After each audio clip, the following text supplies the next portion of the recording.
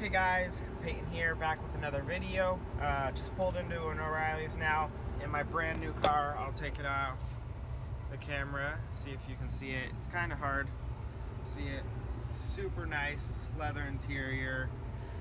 You'll get to see the outside of it originally. So, decided I'm going to create another new series, and I want to do videos on what it's like, how to fix things, how to buy, sell, how to make money off of cars, because I think I found a niche in that, and I want to share that with everyone else, because you know, the more people in the market, the more competitive, and it's going to make everyone get better. So sitting here getting ready to go into the O'Reilly's, gonna get oil filter, do an oil change right off the bat. Haven't even driven it. I've driven it about almost 200 miles already. I drive a lot. So we're gonna go ahead, get an oil change done, do that this afternoon. I'm gonna teach you how to do that on a 2002 Infinity I35. And then next, why I'm doing that, I'm gonna try and problem solve where the power steering fluid's leaking. Have to figure that out. It has a major power steering leak. Probably the pressure sensor hose that's in the back. I don't know if that's the exact name for it, but it's something around that. Wraps around the engine. It's really difficult to get into. I have to take the whole air intake system off. Hopefully not gonna have to do that. It's not a expensive part. It's really actually inexpensive. I just don't want to deal with it, to be honest. So that's next steps. That's what we're going to be doing in this video. I am going to go in, get the stuff, and then I'll see you guys in a bit. Alright, now, back out of the O'Reilly's now. Went ahead and got the oil, got the filter, $25 for both.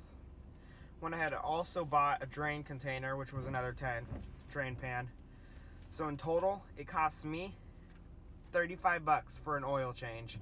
Highly recommend it whenever you buy a new car, no matter when it's supposed to get an oil change or not, get an oil change done. This is past due for an oil change, so I want to do it as well. But whenever you buy a new car, always get an oil change done, because you never know when it was done last for them. Even if there's a sticker, you never really know. That way you can get it done. You can make sure your car's how you want it to get done. I would suggest you do it yourself. It's not hard, not difficult at all. You'll see how easy it is. But that way, super cheap, super easy. You don't have to worry about the hassle of, you could ruin your engine and have to pay thousands to fix it, compared to spending $35 every 6,000 miles you drive. Definitely worth the $35. I ended up spending $45 because I bought gloves as well. But that's not a big deal. Those are just from keeping my hands clean, so then it's easier to wash and clean up afterwards. And otherwise it's a really big hassle. So I'll see you guys in a bit, and from there we'll do the oil change. See you guys soon. Alright everyone, back at the house now, getting ready to do the oil change. Just really quick, wanted to show it off. Look how nice it is.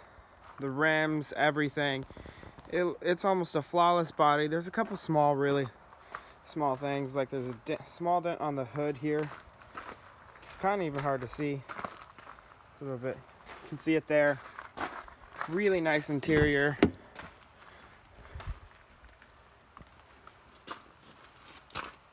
There you guys go there.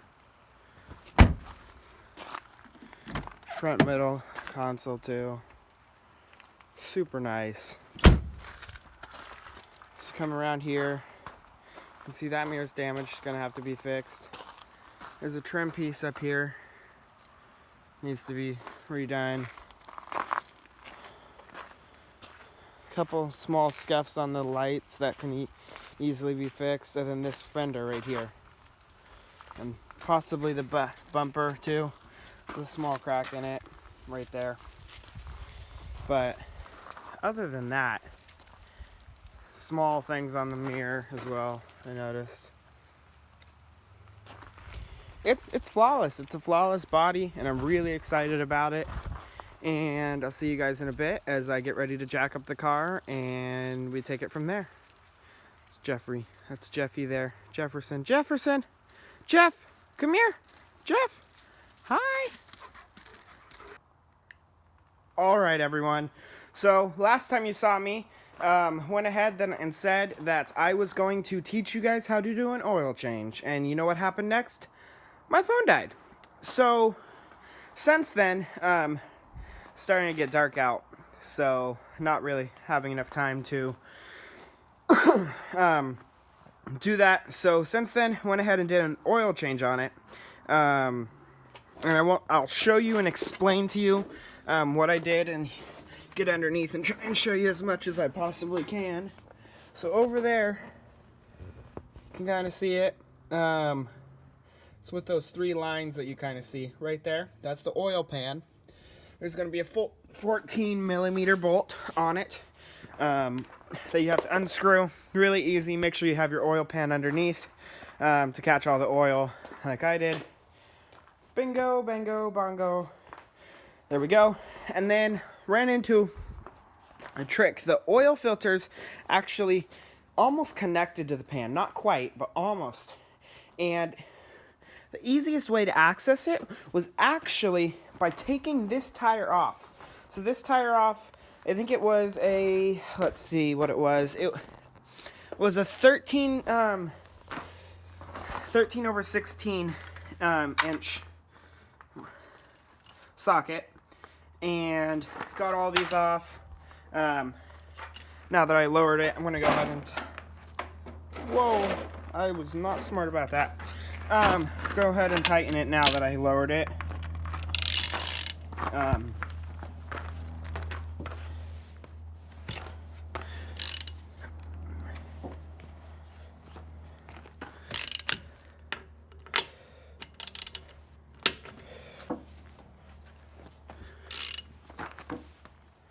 Make sure you cross thread them, because otherwise you're not going to get the tire on properly, and it's going to either wear down your rims, ruin your tires, or your tire's just going to fall off altogether. So that's really important to do. The oil filter and oil only cost me about 25 bucks. The oil pan at O'Reilly's ended up being another $10. So behind this tire, you don't get access to the oil filter right off the bat. I'll show you here in a second. So there's a panel back here. It's hard, I can't show you. It's too dark under back there. So there's a panel that blocks it. And it took a screwdriver. There's 2 bolts with a screwdriver, and then 2 10 millimeter sockets that you have to undo. Super easy stuff like that. And then since then, I went ahead and undid this, and as you can see, these are really corroded. So I went ahead, brought the battery back here. Let me shine a flashlight on it and see. So you can see this one, not corroded at all. Took a wire brush to it. This is the other side. This is the side that is corroded. Look at that. So much corrosion. It's ridiculous. So yeah. Very much heavily advise fixing that. I'm going to turn the camera and go ahead. See, wire brush. There it is. You just scrub. Really, really easy, really simple. This could save the life of your battery. This battery is about almost 6 years old. No, 5 years old. 5 years old as of last November, which is December 1st as I'm filming this. So pretty much 5 years old on the dot. This battery probably only has a year life left, but by keeping this well maintained, it's going to keep the wiring system in my car very much better. And it'll just keep the battery life of this for just that much longer until it's time to replace it. So then we're going to go back over here, and we got the battery, but the wires are corroded as well. So let me see if I can set you guys up.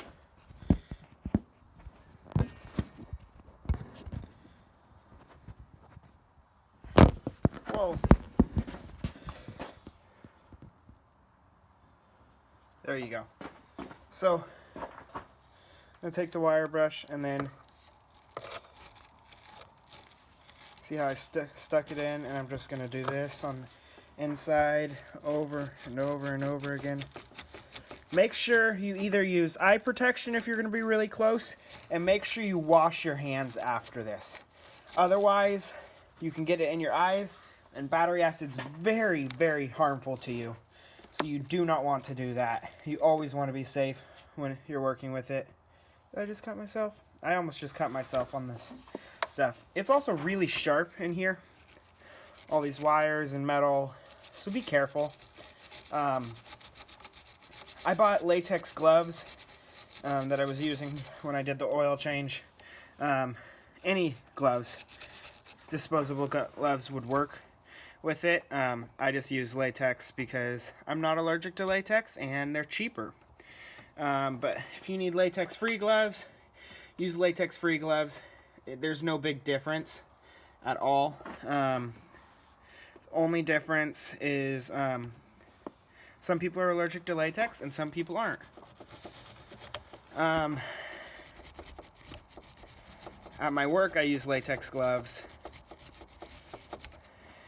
So I don't mind it either way. Latex gloves, they leave like a residue on your hand. It's kind of not a bad residue at all.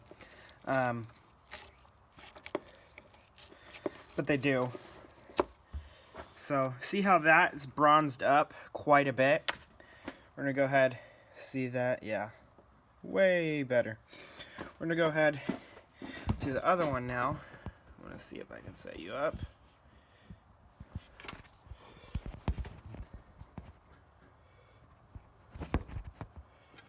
The bronze, this one now. Look at all of that residue. That's all battery acid that you see falling on the ground there.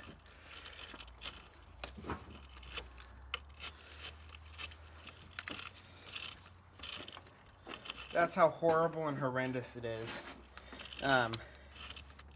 So all of that's stopping it from getting a good connection.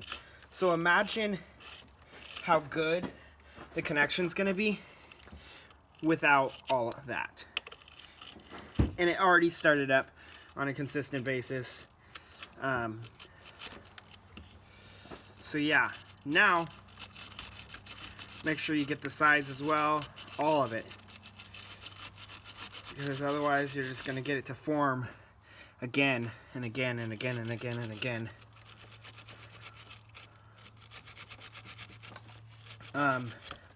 Luckily, these aren't too horrible, and it could actually be very much worse. So yeah.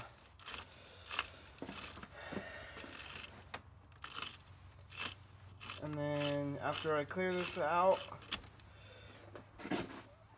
look how much better that is. You guys saw it earlier when I was talking about it. So much better now. All of that right there is all from the battery acid that came off of it. So, go back over here and do another touch up really quick on the battery. Pretty much done.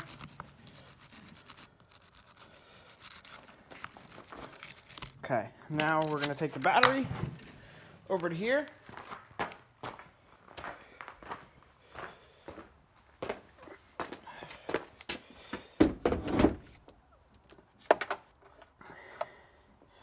And then we're going to want to keep that positive cable away from it for now.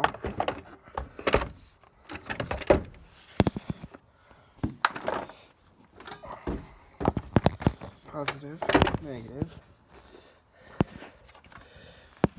Make sure neither can touch the battery tips.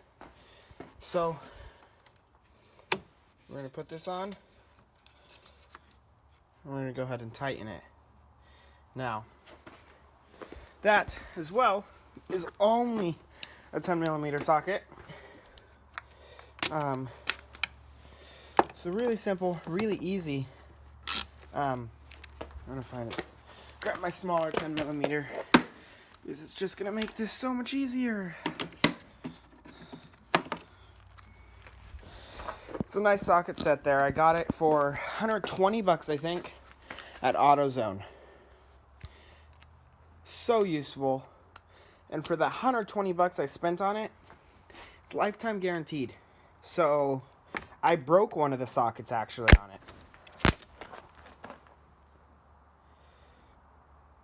Don't do that. I just almost screwed this up. Do not put the positive cable on first.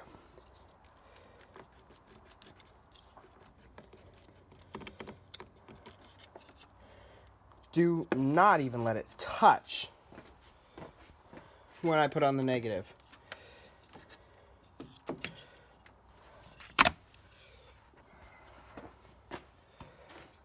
That was really bad.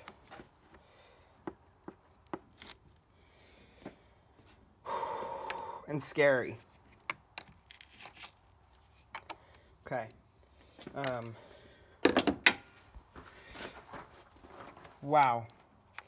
I will watch the video back to see if you guys saw that, but sparks came off the battery because got really lucky. And what actually happened was, and this is also not only a way to start a fire, it's a way to start to ruin the wiring system in your car. I did it wrong, and you guys saw that, and you saw the consequences of me doing it wrong. So do not do it wrong.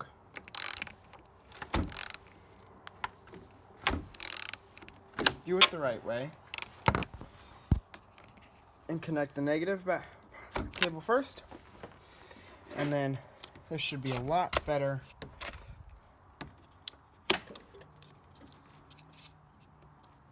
And look at that. Positive cable's on. No sparks.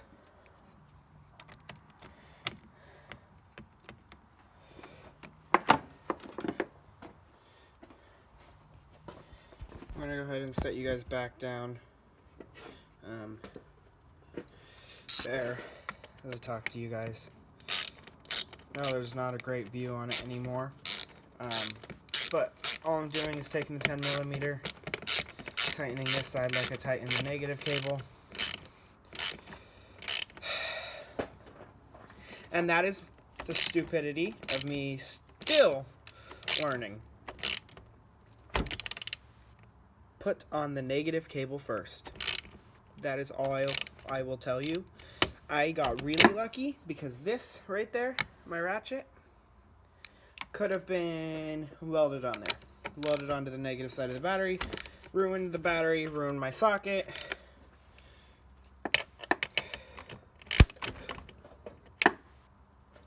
And I just did it again. I just hit. Okay. Battery cables are on good, I'm pretty sure.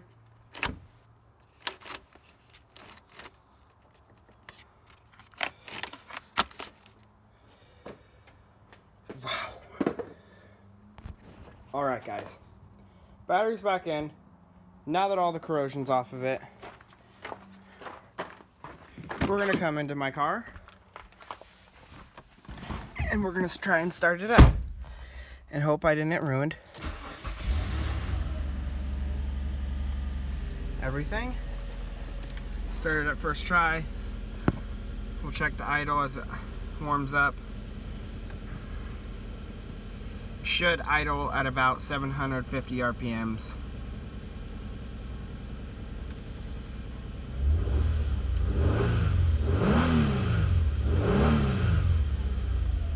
If you hear it, I love the sound of it. Sounds so good.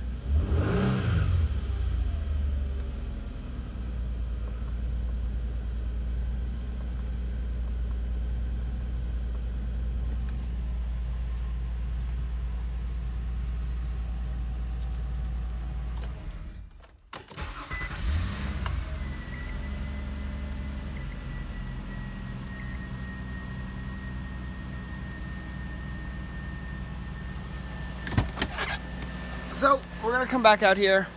We'll let it run. I'm gonna turn on my heat.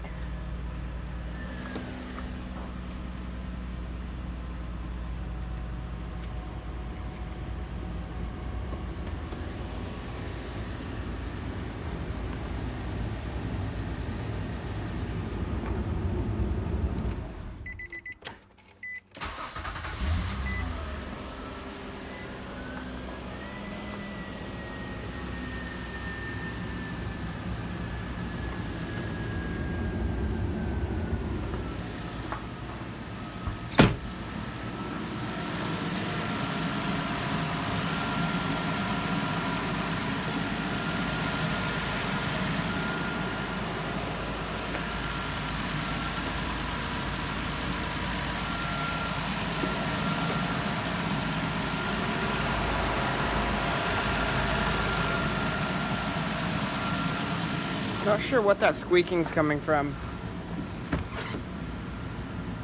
I'm gonna go ahead and figure it out, and then I will let you guys know and come back to talk to you. I will see you guys in a second for you guys. All right, everyone, back. So squealing went away. Taking it on a short test drive really quick. Let me see if I can clear that off really quick. Taking it on a short test drive really quick to figure out if it's running well, doing what it's supposed to. So far, I think it is. I haven't had a problem with it shifting well, running well, all of the above. Right now I haven't got far yet. I'm going to get it up on the highway, rev it up, get it up to speed really fast, 0 to 60, like lightning quick. And then we'll try from there, see what we can get. Yeah.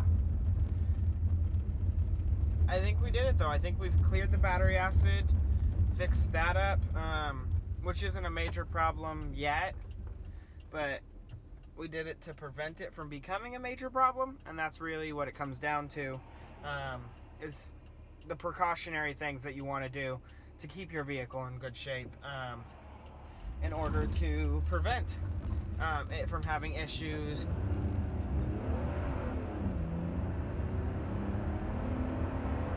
Okay, it hesitated a little bit. I'm going to slow back down to 0 since there's no one behind me. Get it back up to speed a little bit. It may be that it just needs the oil to get into the system.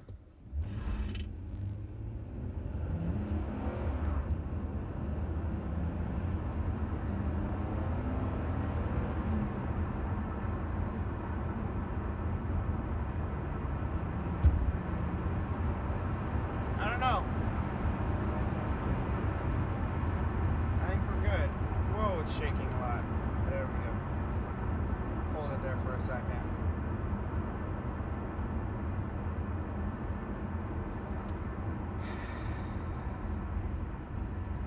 Doesn't seem terrible to me. It was idling right where it's supposed to.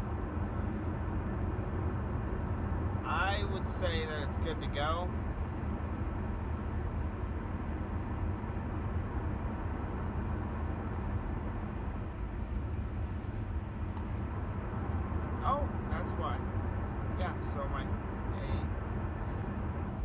trip meter, everything's reset.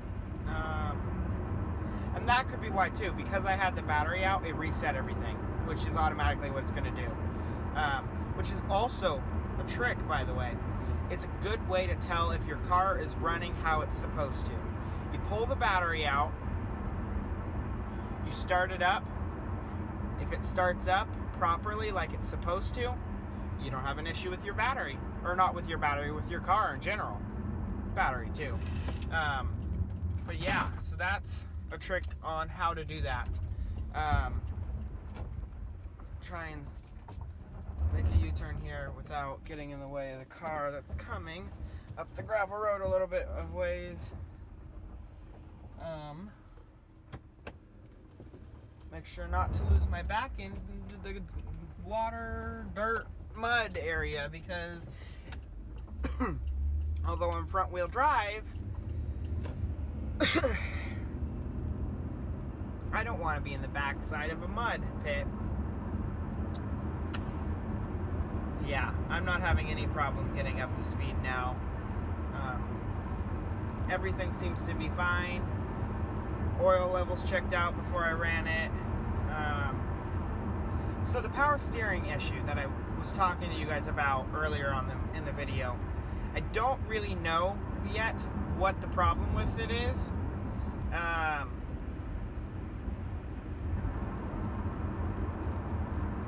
And so I don't know. It's hard to say because, how do I explain it? So last night I was going and was picking up my girlfriend because we both work at the same place, and went home, or went to her parents, and we noticed the power steering was low. So we filled it up, and then we drove it all the way to my work. We drove it all the way back. It was low again. Today, drove all the way in past my work and back, so a little bit more driving after it was full. Didn't have an issue at all. Didn't dip down at all. Didn't do anything like that. So, not sure yet what the problem is. I don't think it'll take very long to find out what the problem is.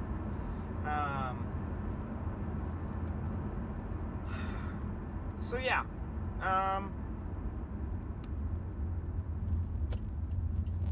Just a second. I'm turning off the main road again, and then back up to my house. So I don't know. We'll figure it out. Maybe it just was low on power steering fluid and it needed it to circulate some where it's in the line the whole time, and that's why it dropped so low. And now it's good to go again. I don't really know. Hopefully there's no issue, but I think there is. And we'll take it one issue at a time. One thing that needed to be done was just done at 163,600 and about 47 miles. Wow, I can't make up my mind. 163, so about 6,000 miles from now, it'll need a new oil change. So at about 170,000 miles, it's going to need a new oil change.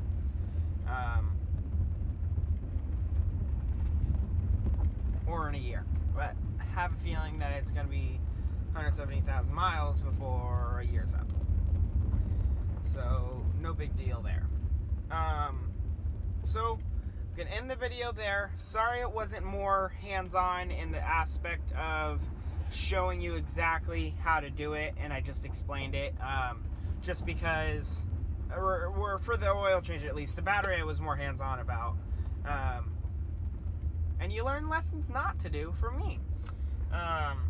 But the oil change, I wasn't very hands-on. The oil change went well, by the way. Not as bad as the battery went. So yeah, we're back. That's the purr of the engine I like to hear. And it's idling right at 750 RPMs, like it's supposed to. So everything checks out. Everything's running how it's supposed to. I'm not worried about it now. Everything seems to be good to go. So yeah, I want to thank you guys for watching, and I will see you in the next video. Have a good day, guys.